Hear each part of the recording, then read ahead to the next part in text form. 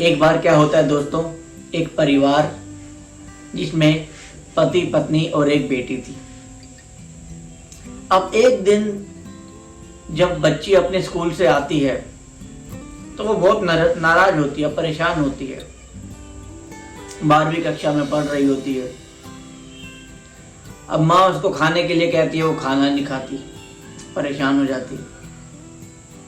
जब रात को उनके पतिदेव आते हैं घर पर तो कहते हैं कि आज बेटी ने खाना नहीं खाया है,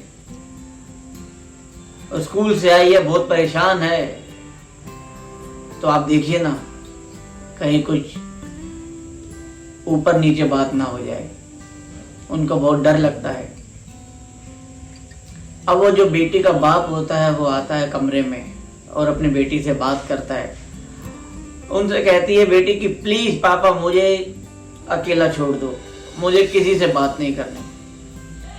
तो कहते हैं ठीक है बेटा, हम तुम्हें कुछ नहीं कहेंगे, पर जाते जाते एक मेरी छोटी सी कहानी तो सुन लो, एक छोटी सी कहानी। तो बेटी कहती है ठीक है, सुना दीजिए।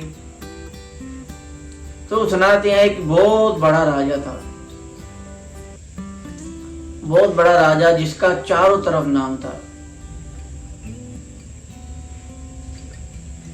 उसके 2 बेटे थे, एक बड़ा बेटा था, एक छोटा बेटा था।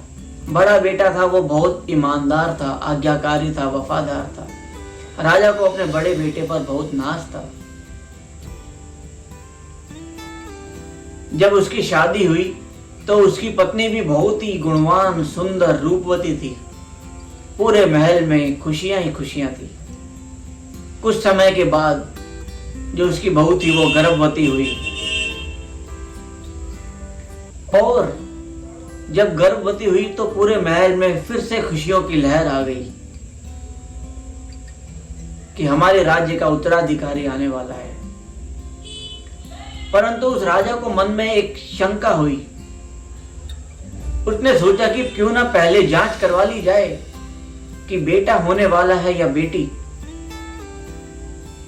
तो जब जांच करवाई गई तो पता चला कि गर्भ में तो एक पुत्री है, बेटी है। उसने अपने बड़े बेटे को बुलाया और कहा कि बेटा, इसका गर्भ नष्ट कर दिया जाए। बेटा आज्ञाकारी था, पिता की बात को कैसे टाल सकता था।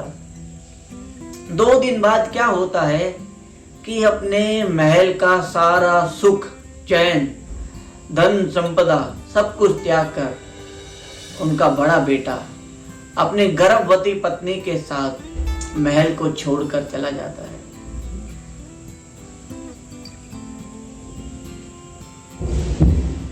इतने में ही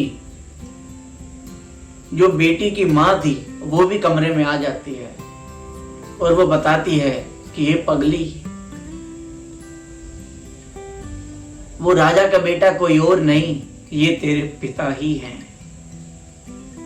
जिन्होंने अपनी एक बेटी के लिए पूरे राजमहल का सुख त्याग कर दिया और सारी जिंदगी ये कष्ट की जीवन जी रहे हैं। और इन्होंने ये भी संकल्प किया कि दूसरी औलाद कोई पैदा नहीं करूंगा, मुझे ये अपनी बेटी आज भी राजकुमारी लगती है। वो माँ कहती है कि बेटा, बाद में इनके पिताजी ने फरमान भी निकलवाया कि चलो बेटी सही थी, वापस राजमहल में आ जाए। परंतु इन्होंने कहा कि जिस राजमहल में मेरी बेटी के लिए हत्या का फरमान निकला हो, मैं उस राजमहल में नहीं जाऊंगा। फिर इतने में उनके पिता कहते हैं, बेटी, भले ही आज मैं राजा नहीं हूं, लेकिन मेरे लिए तू कल भी राजकुमारी थी, आज भी मेरी राजकुमारी है और सदा ही मेरी राजकुमारी रहेगी।